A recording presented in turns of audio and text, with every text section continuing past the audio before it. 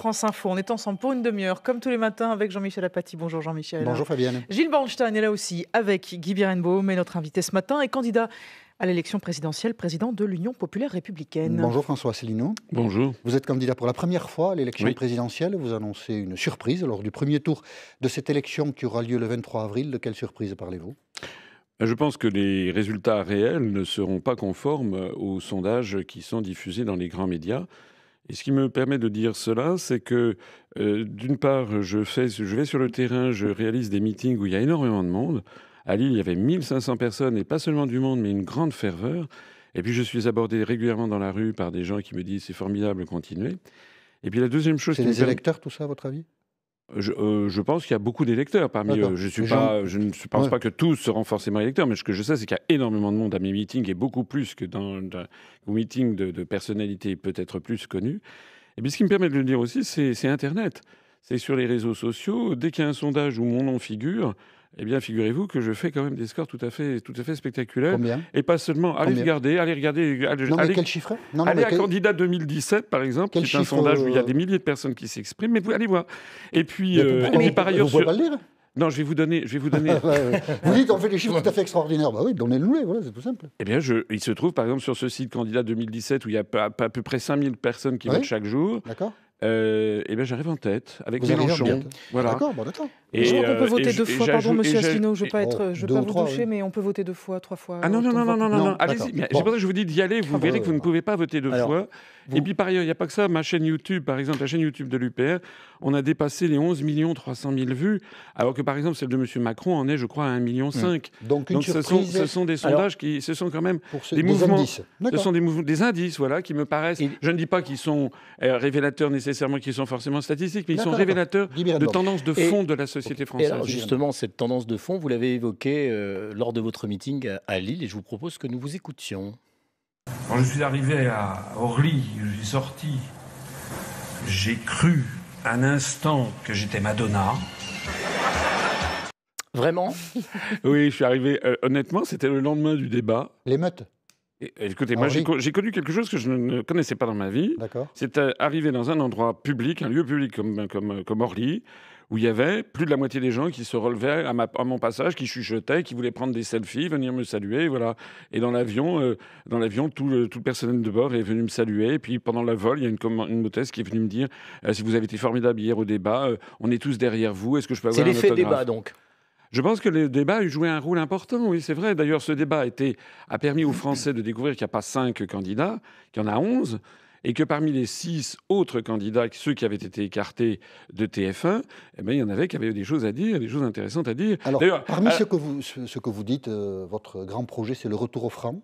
C'est l'un des projets, c'est de revenir, de créer un nouveau franc. Voilà. C'est tout de même important, nous sommes d'accord. Ah oui, c'est tout à fait essentiel. Voilà, c'était ce que je voulais dire. Pour changer concrètement de monnaie, on imagine qu'il faut du temps, il faut retirer les vieux billets en circulation, il faut en mettre des nouveaux, c'est-à-dire faire fabriquer du franc. Ma question est assez précise. À partir du moment où, par hypothèse, vous êtes en situation de le faire, à partir donc du 8 mai, combien de temps il vous faut pour que le franc soit concrètement dans nos poches et utilisable ? 1 an, 2 ans ? Ah non, honnêtement, c'est beaucoup plus facile de sortir d'une monnaie que d'entrer dans une monnaie. Parce que pour entrer dans la monnaie européenne, il avait fallu, rappelez-vous, pratiquement une décennie pour essayer de faire une convergence des économies. Non, mais il faut fabriquer des billets, il faut sortir les anciens, il faut mettre les nouveaux en circulation. Honnêtement, ça peut se faire très très rapidement. Ça a déjà été fait.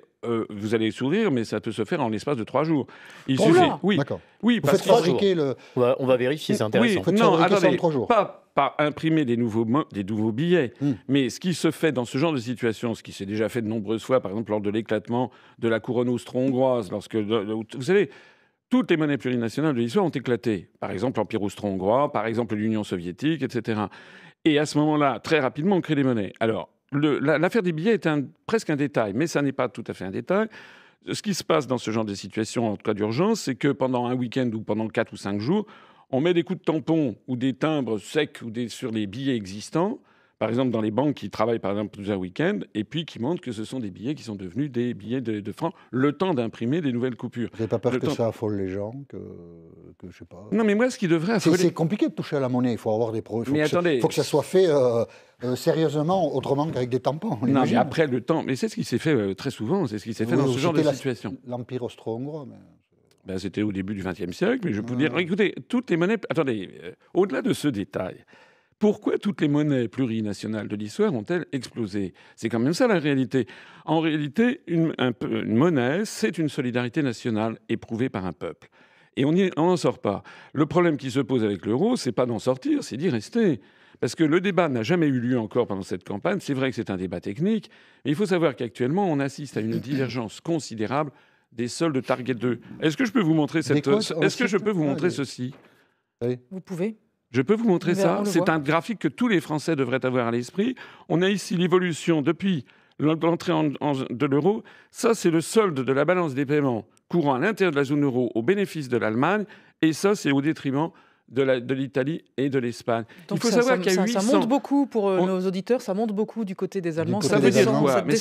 Ça veut dire qu'avec la même monnaie que nous, ils sont meilleurs. Mais c'est pas un problème de monnaie, c'est un problème de compétence de l'économie. Non, c'est un problème de monnaie parce que vous avez beau dire que les Allemands, les Grecs, les Italiens, les Espagnols doivent avoir la même monnaie, vous ne ferez pas en sorte de changer comme ça, par un coup de baguette magique, les Grecs, les Espagnols en allemand. C'est Marine Le Pen qui vous l'a donné parce qu'elle montre assez souvent le même genre de courbe. Non, mais Madame Le Pen, d'abord, n'y connaît rien. Deuxièmement, elle demande à Monsieur Philippot de venir copier, mais tout le monde le sait, de venir copier un certain nombre de mes informations. Nous avons à l'UPR, notre responsable des questions monétaires, excusez-moi de le souligner, Vincent Brousseau, normalien, docteur en maths et docteur en économie, a passé 15 ans à la BCE et 6 ans au service de la politique monétaire. Moi, je sais de quoi je parle. Et moi, je suis un Français. Je suis français, je suis père de famille, j'ai un appartement à Paris. Quel rapport avec la monnaie unique? Eh ben, le rapport, c'est que je ne suis pas... si je propose aux Français de sortir de l'euro, c'est pas par fantaisie. C'est parce que j'ai peur pour mes économies et que je veux voir baisser le chômage. Parce que notre monnaie actuelle est une monnaie surévaluée. Nous ne pouvons pas, sur longue durée, avoir la même monnaie que l'Allemagne. Ça creuse nos déficits commerciaux, ça fait exploser les excédents commerciaux de l'Allemagne, et surtout, notre monnaie étant trop chère, ça fait augmenter continuellement le chômage. Moi, si nous sortons de l'euro pour recréer un franc qui perdra 10%, nous allons faire baisser de 1 à 2 millions le nombre de chômeurs. Quand on n'avait pas la même monnaie que l'Allemagne, les choses n'allaient pas mieux. Ah si, il n'avait entre pas... le marque et le franc, on dévaluait tout le temps et il réévaluait tout le temps. Oui, mais c'était... Si vous avez de la mémoire, et sans doute vous en avez, vous ne pouvez pas me contredire. C'est exact, mais c'était pendant les 30 Glorieuses où les Français... Non, par les années 80-90. Mais écoutez, nous avons vu... Mais attendez, allez donc dire aux Grecs et aux Espagnols et aux Italiens... vous parlez des différences de monnaie. Quand les Allemands avaient le marque et nous le franc, ça n'allait pas mieux. Si, parce que ça, je persiste ici, ça a été pendant la période des 30 Glorieuses, cela ne pas... Si, et les Français se sont très bien portés. Nous avons vu le chômage exploser depuis l'euro et ça va continuer. Et cette discussion reprend dans une minute. Il est 8h41, Léo Chapuis pour l'essentiel. On ne sait toujours pas qui est à l'origine de l'attaque de Dortmund. Aucune revendication pour l'instant. Ce qui est sûr, c'est que ce sont bien les footballeurs qui étaient visés hier soir. 3 explosions au passage de leur bus qui les emmenait au stade pour affronter l'AS Monaco en quart de finale de la Ligue des Champions. Un joueur et un policier ont été blessés dans cette attaque. Le match doit en principe se jouer ce soir à 18h45. Dans l'actualité aussi, la mise en examen de 3 joueurs de rugby de Grenoble. Ils sont soupçonnés d'avoir violé une jeune femme rencontrée en discothèque à Bordeaux après un match de championnat. Et puis le cyclone a finalement fait un mort en Nouvelle-Calédonie, un homme de 73 ans qui est sorti de chez lui pendant la tempête. Il a été emporté par une rivière en crue, il est mort noyé. France Info. Invité politique ce matin sur France Info, c'est François Asselineau et la question c'est vous, Gilles Bernstein. Alors vous trouvez donc que l'euro est trop cher. Si on sort de l'euro, vous estimez que la dévaluation du futur franc par rapport à l'euro sera de 10%. Pourquoi 10%? D'où vous sortez cette évaluation? D'où ça vient? Alors, ça vient, je ne vais pas vous remontrer mon graphique, mais c'est un graphique qui trace l'évolution de solde de la balance des paiements à l'intérieur de la zone euro. Ça n'est pas seulement moi qui le dis, c'est le Fonds monétaire international, c'est ING, c'est Nomura, c'est Natixis. Le Fonds monétaire international a fait une étude sur la sortie du franc. Oui, absolument, et qui ont estimé que le franc serait... que le manque de compétitivité serait de l'ordre de 6 à 10%. Donc en fait, lorsque l'euro explosera... Le manque de compétitivité, c'est pas la même chose. Oui, lorsque l'euro explosera... C'est pas la même chose. Lorsque l'euro explosera, parce que l'euro va exploser, quel que soit le président qui sera élu, l'euro finira par exploser. Donc lorsque l'euro explosera, le nouveau franc perdra sans doute à peu près une dizaine de points par rapport au cours pivot vis-à-vis du dollar. Le marque nouveau prendra à peu près 15 à 20%. La drachme nouvelle perdra à peu près 40 à 50%. Attendez, mais quoi, l'Allemagne va repasser aux marques parce que nous serons repassés au franc? Mais vous savez, les Allemands, c'est ce qu'ils souhaitent, parce que l'augmentation que je vous ai montrée, le chiffre, la Bundesbank sort tous les mois le nouveau chiffre. Ils ont sorti le dernier chiffre, c'était avant-hier, 829, mon graphique est déjà périmé, 829 milliards d'euros venus des pays du Sud. Et contrairement à ce que vous pourriez imaginer, ça ne plaît pas du tout aux Allemands, parce que ça veut dire quoi? Ça veut dire que cet argent qui vient se réfugier en Allemagne, parce que les partisans, les grandes fortunes des pays du Sud savent que lorsque l'euro explosera, il vaut mieux avoir des comptes en Allemagne qui seront transformés en marques. Eh bien, tout ceci, ça se traduit par une augmentation des créances de la Bundesbank sur les banques des pays du Sud, ce dont ils ne veulent absolument pas, puisque ça fragilise le bilan de leur banque centrale. Vous proposez dans votre programme de faire un référendum sur la dette publique. Quelle est la question que vous posez aux Français? Alors, il y a 3 grands débats qui taraudent la société française. Il y en a bien d'autres, mais 3 débats quand même plus particulièrement. C'est l'immigration, c'est le modèle énergétique, pour ou contre l'énergie nucléaire, et c'est qu'est-ce qu'on fait de la dette publique, quelle est l'origine de la dette. C'est effectivement vos 3 grands débats, mais la question, c'est quoi? Quelle question sur la dette? Alors, je ferai un grand débat sur la dette en disant, écoutez, un débat, ça veut dire un débat, ça veut dire quelle est la question? Un référendum. Quelle est la question posée? Un débat, ça sera par exemple pendant plusieurs mois. On fera venir des experts et on présentera aux Français, voilà l'origine de la dette, qu'est-ce qu'on fait avec la dette. Mais quelle sera la question à la fin? Eh bien, les propositions, ça sera des questions avec un choix, parce que je veux faire des référendums. Lequel? Donc il faut modifier le référendum. Est-ce qu'on rembourse la dette ou pas? Ça sera, effectivement, qu'est-ce que vous souhaitez faire? Est-ce que vous souhaitez qu'on continue comme ça, c'est-à-dire où le service de la dette prend, une part colossale du budget de l'État? Est-ce que vous souhaitez que la France entame des négociations pour renégocier la dette, pour avoir une partie d'annulation de la dette, comme l'a fait la Grèce, par exemple avec la Troïka? Est-ce que vous voulez aller vers un système de prétendre que c'est une dette odieuse? Vous connaissez le concept de dette odieuse. C'est aux Français de décider. Dans un référendum, on ne pose pas des questions techniques, on pose des questions politiques. Et surtout pas Quelle est la question politique que vous souhaitez poser aux Français vis-à-vis de la dette? C'est simple, un référendum, c'est binaire. Mais justement, moi, c'est ce que je ne veux pas. Moi, je m'adresse, depuis que j'ai créé ce mouvement politique, et c'est pour ça qu'il y a de plus en plus de gens qui viennent. On est au 3e millénaire. Hein. On n'est plus en 1950. Maintenant, les gens sont Moi, je m'adresse à l'intelligence de mes concitoyens et je veux faire des référendums où on leur pose des questions techniques. Non, mais un référendum sur la dette, c'est est-ce qu'on continue à rembourser ou pas? Enfin, il faut que ça soit simple, sinon... Mais on pourra leur dire... Écoute, mais pourquoi prenez-vous les Français pour des demeurés? Mais on ne les prend pas pour des demeurés. Est-ce que c'est pas vous qui les prenez pour des demeurés? Ne nous imputez pas quelque chose. Non, mais je sais. Un référendum, c'est simple, c'est oui ou c'est non. C'est vous qui utilisez le référendum, c'est pas nous. Monsieur Apathy, vous vous êtes fait remarquer il y a quelques mois en disant que vous ne croyez pas dans le suffrage universel. Moi, je crois dans le suffrage universel. J'ai changé d'avis, j'y crois. Ah bon, vous y croyez. Et vous voulez plus... Évacuons le débat. Vous ne voulez plus raser... J'ai changé d'avis. Vous ne voulez plus raser le château de Versailles. J'ai changé d'avis sur tout, monsieur. Bon, d'accord. Je ne suis pas candidat à l'élection présidentielle. Moi, je n'ai pas changé d'avis. Je pense qu'il faut demander aux Français, par exemple, pourquoi on ne leur demanderait pas? On ne leur demanderait pas, est-ce que vous voulez, par exemple, 3 choix? Est-ce que vous voulez Il va falloir modifier.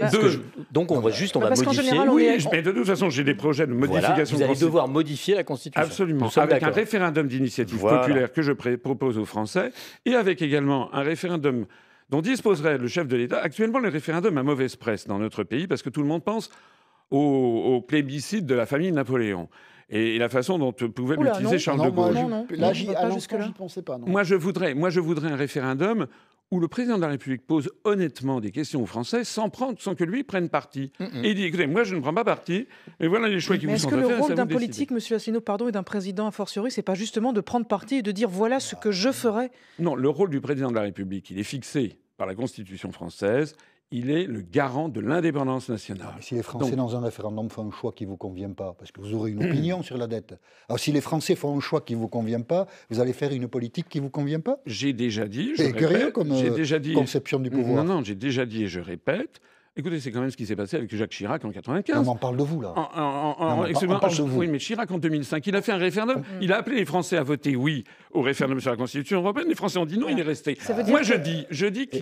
Et De Gaulle n'était pas resté. Je dis que le président de la République devrait avoir à sa disposition 2 types de référendums. Celui où il engage sa responsabilité, où il appelle les Français à voter oui, et puis si les Français votent non, il est contraint à la démission. C'est ce qu'avait fait De Gaulle en 1969, c'est ce que n'a pas fait Jacques Chirac en 2005. Mais je dis aussi que le président de la République ne doit pas être nécessairement le Deus ex machina, le monarque qui décide de tout, et que, honnêtement, il peut demander l'avis des Français. Par exemple, sur l'affaire de l'immigration, Moi, je pense que c'est aux Français de décider s'ils veulent ou non sortir de Schengen. Et moi, je suis en faveur d'un débat national où on explique aux Français, ou sur le nucléaire, c'est pareil, on explique aux Français, voilà les avantages, voilà les inconvénients, maintenant, c'est à vous de décider. En revanche, M. Asselineau, le rôle du président de la République, c'est de décider qu'il faut dénationaliser TF1. Renationaliser, pardon. Oui, parce que le président de la République est le garant de l'indépendance nationale. Il exerce par son arbitrage le fonctionnement régulier des pouvoirs publics et la continuité de l'État. Et vous voyez bien le paradoxe. C'est quand même très paradoxal de vouloir aller aussi pointu que sur les médias et de laisser les gens se débrouiller dans les questions au référendum. Non, mais je ne laisse pas les gens se débrouiller. J'ai dit qu'il y avait 3 grands sujets. Je n'ai pas dit sur tous les sujets. J'ai 3 grands sujets. Sur les sujets mineurs, vous avez des opinions. En revanche, effectivement, j'ai proposé dans le programme, parce que je pense que ça correspond aux souhaits profonds des Français. Les Français veulent un chef d'État qui assure la justice et l'égalité sociale et qui combat les grandes féodalités de son époque. Dans les grandes nationalisations, pardon Jean-Michel, à quoi ça sert de nationaliser TF1 en fait ? Attendez, et pourquoi vous voulez renationaliser TF1 ? Afin d'assurer la démocratie et l'élévation de la culture générale des Français. Donc dis donc, TF1, c'est pas terrible aujourd'hui. C'est abétissant TF1. Oui, pour une large part, je suis désolé. Ah, c'est vrai. Vous leur avez dit ça quand vous avez été invité sur TF1 ? Oui, mais je leur ai dit. Ah, vous leur avez dit TF1, j'étais hier soir. Mais écoutez, attendez, mais moi, je n'ai pas peur, je ne vais pas me laisser intimider. Non, mais vous leur avez dit hier soir qu'ils étaient abétissants ? Les Français, ils sont en train de choisir un chef de l'État. C'est dommage que vous n'y allez pas ce soir. Laissez-moi parler. Oui. Les Français sont en train de choisir un chef de l'État qui doit défendre leurs intérêts face aux grandes puissances de ce monde, face à Donald Trump, face à Vladimir Poutine, face à Xi Jinping. Et moi, je devrais me mettre à 4 pattes, me cacher sous une tête de peur parce que j'ai affaire à la rédaction de TF1. Non, je dis à TF1 ce que j'ai à dire à TF1. TF1 a été privatisé en 1986. Il y avait un cahier des charges culturelles. Ils ne l'ont pas respecté. J'estime que TF1 doit être renationalisé. Mais vous savez... En Angleterre, la BBC One est une entreprise nationalisée. Au Japon, la NHK Et avec quel argent donc vous allez verser de l'argent de l'État à la famille Bouygues? On va racheter. La TF1, ça vaut 2 milliards d'euros. Oui, c'est beaucoup, non? Sortir de l'Union européenne va nous rapporter 34 milliards d'euros par an. Et avec ça, donc avec cet argent, je vais faire beaucoup de... Chez Bouygues. Comment? Avec ça, on rachète TF1. Voilà. On y revient dans une minute, si vous le voulez bien, monsieur Asselineau, les 8h50. Et voici Léo Chapuis. Pour la police allemande, ça ne fait aucun doute. L'équipe de football de Dortmund était bel et bien visée hier soir. 3 explosions au passage du bus qui emmenaient les joueurs au stade pour affronter l'AS Monaco en Ligue des Champions. Une lettre de revendication a été retrouvée. Elle est en train d'être analysée par la police. Le quart de finale doit se disputer en principe ce soir à 18h45. Le président chinois tente de calmer le jeu ce matin entre les États-Unis et la Corée du Nord. Il appelle à une solution pacifique autour du nucléaire alors que le ton monte. Les Américains se disent prêts à régler le problème tout seuls. Ils ont envoyé sur place un porte-avions. Pyongyang se dit prêt à la guerre. Et puis dans l'actualité aussi, des centaines de migrants ont disparu dans la nature et ont sans doute passé la nuit dehors après l'incendie qui a détruit le camp de Grande-Sainte près de Dunkerque. Sur les 1500 réfugiés, 1 millier ont été accueillis dans des gymnases. Certains vont commencer à partir d'aujourd'hui à être transférés dans des centres d'hébergement partout en France. France Info. François Asselineau est avec nous sur France Info ce matin. Question Guy Birenbaum. Alors, dans la partie garantir la santé pour tous de votre programme présidentiel et législatif, je me suis intéressé avec mes camarades au point 92. J'aimerais que vous nous l'expliquiez. Engager des poursuites judiciaires contre les officines et les sociétés orchestrant de grandes peurs collectives à des fins d'extorsion de fonds publics. Je n'ai pas tout à fait compris de quoi il était question. Oh, c'est très simple. Je visais tout particulièrement le scandale qui a concerné le Tamiflu. Voilà. Vous vous rappelez ces grandes pandémies qu'on nous a fait valoir, notamment sur l'affaire de la prétendue grippe aviaire, puis la prétendue grippe porcine. Je rappelle que successivement, à 3 ans d'écart, le gouvernement de Dominique de Villepin avait acheté pour 180 millions de doses de Tamiflu et qui n'en servit de rien. Et ça, c'était sur fonds publics. Et puis, 3 ans après, c'était Mme Roselyne Bachelot qui avait acheté pour 1,8 milliard de doses de Tamiflu, c'est-à-dire le budget de l'INSERM. Et bien moi, je dis que là-dedans, ça nécessite qu'il y ait des enquêtes qui soient menées, parce qu'on sait que tout ceci a été très largement orchestré par des entreprises qui orchestrent des familles. Et vous voyez d'autres grandes peurs collectives, puisque c'est votre expression qui pourrait amener de façon plus générale, je pense qu'il faut il faut soustraire les grandes décisions de la santé au poids des laboratoires pharmaceutiques, qui ont pris un poids excessif et qui nous entraînent parfois dans des déficits abyssaux. Moi, vous savez, je suis quelqu'un de sérieux. les propositions que je fais, c'est qu'elles sont fondées sur des D'où faits. la question qu'on vous pose. Eh bien oui, elles sont fondées sur des faits. Nous devons à la fois rétablir la France, parce que moi, lorsque je propose, par exemple, de porter le SMIC à 1 300 € par mois, lorsque je propose qu'il y ait un minimum vieillesse absolu de 950 € par mois. Enfin, je vous demandais quelles autres grandes peurs collectives vous envisagez. On parle du SMIC. Eh bien, oui, mais j'aimerais, parce que le temps passe. Ah je vous ai répondu. J'aimerais, par exemple, que l'on engage des poursuites contre le laboratoire Roche et que l'on voit ce qui s'est passé. Et également contre les entreprises comme Hill & Knowlton ou Burson Marsteller, qui appartiennent au groupe américain WPP, au groupe anglo-saxon, et qui sont spécialisés dans ce genre d'opérations. On vous accuse aussi souvent, monsieur Asselineau, de favoriser des thèses complotistes. Vous avez déclaré sur TF1 « J'en ai assez de cette chasse aux complotistes qui stigmatise les Français qui ont le droit d'avoir des doutes. » Oui, c'est le principe même des doutes. C'est le principe même du doute. Vous savez, Attends, excusez-moi. On ne va pas parler de la philosophie du doute, mais de quoi vous doutez, vous, François Asselineau? Eh bien, par exemple, de l'affaire syrienne. Là, on nous annonce d'un seul coup que Bachar el-Assad aurait gazé des enfants. Et vous n'y croyez pas? Eh bien, moi, je dis que nous n'en savons rien. Je dis que l'expérience antérieure nous donne... Nous savons, le chat est chaud des craint l'eau froide. Regardez ce qui s'est passé avec l'affaire des armes de destruction massive qui étaient prétendues être de Saddam Hussein. C'est pas de l'eau froide, là. C'est pas très habile. Oui, mais attendez... Il y avait des armes de destruction massive chez Saddam Hussein ou pas? Non, mais attendez, en 2003, je suis désolé. Il y a des armes chimiques chez Saddam Hussein ou pas? Eh bien, écoutez, chez Bachar el-Assad. Moi, ce que je sais chez Bachar el-Assad, c'est qu'il y a eu l'affaire de la Ghouta, le massacre de la Ghouta en août 2013. Oui. Eh bien, le rapport très récent, 4 ans après, du MIT, c'est-à-dire l'institution la plus prestigieuse des États-Unis, a conclu que très probablement, en fait, ça venait des zones rebelles. Je ne suis pas là pour défendre Bachar el-Assad, je suis là pour dire la vérité. Mais si, allez vous renseigner. Mais je ne suis pas le journaliste, c'est vous qui devriez aller vous renseigner. Et par ailleurs, mais allez vous renseigner. Je suis persuadé, vous savez, qu'il n'y aura pas de suite à ça, parce que vous allez vous renseigner, vous allez découvrir que mes informations sont justes et que d'un seul coup, tout le monde va se taire. Vous avez des informations, monsieur Asselineau, des doutes selon lesquelles Bachar el-Assad n'aurait pas utilisé d'armes chimiques. Vous dites clairement c'est faux. Je ne dis pas que c'est faux, je dis que... Et vous avez des informations sûres comme quoi c'est lui? J'entends ce que dit la communauté internationale. Non, ce n'est pas la communauté internationale. Ce sont les États-Unis d'Amérique plus un certain nombre de médias occidentaux. La communauté internationale, c'est 195 pays du monde aux Nations Unies. Et derrière, il y a la Russie, la Chine et 140 pays du monde qui ne sont pas d'accord. Je ne dis pas que les médias mentent, je dis qu'en l'espèce, les États-Unis d'Amérique, M. Trump a envoyé des missiles sur la Syrie. Il n'en a pas le droit au regard du droit international. Il n'y a pas d'État qui a le droit de se faire justice soi-même. Sinon, c'est la loi de la jungle. Et il n'y a pas d'État qui a le droit de tuer toute une partie de son peuple. C'est exact, mais ça, il faut encore le prouver. Vous pensez que les massacres en Syrie... Mais encore une fois, en 2003... Non. Mais moi, je parle... Là, on parle de la Syrie. Oui, mais moi, je parle de 2003. Des 200, 300, 400 000 personnes qui sont mortes. Moi, je parle de 2003. Mais pas de la Syrie. Je parle de 2003. Rappelez-vous, Jacques Chirac... C'était il y a 15 ans. Mais...